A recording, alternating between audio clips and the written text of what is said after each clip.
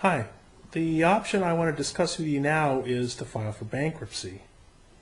Now, I'm not an attorney and I can't give you legal advice, but I can say as an accountant or from a layman's point of view, a bankruptcy probably isn't a good first resort. It might be a good last resort if you're not able to negotiate your debts with your creditors and with your lender, and you see no other alternative. Bankruptcy may be appropriate, but in the vast majority of instances, I suspect that it isn't. Sometimes the banks aren't cooperating. They're not working with you, and you might need to get a court-assisted decision because the decision can't be made through a negotiation.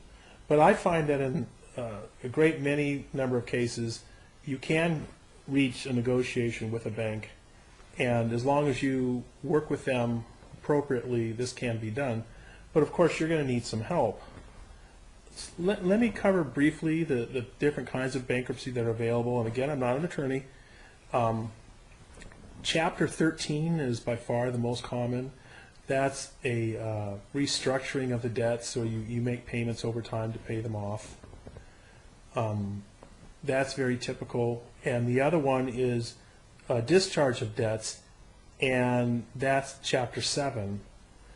Now, I want to tell you, bankruptcy does not prevent foreclosure.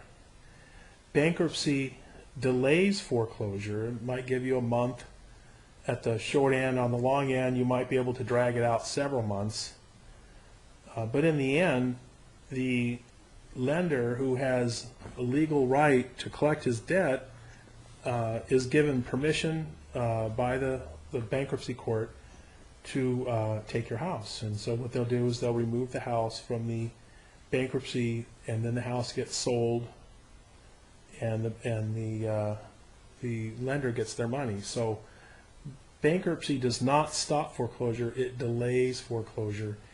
And if you're not careful, in the end, you may have a bankruptcy and a foreclosure on your credit rating, and you certainly don't want that if you can avoid it. So it's important that you get good legal advice, but I'd also have to say that, if you're a hammer, everything looks like a nail. And if you're a bankruptcy attorney, they're going to tell you that the bankruptcy is the way to go.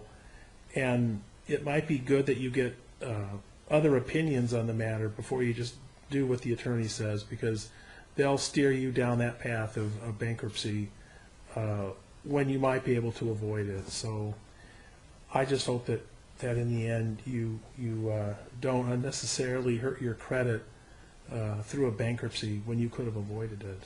Okay.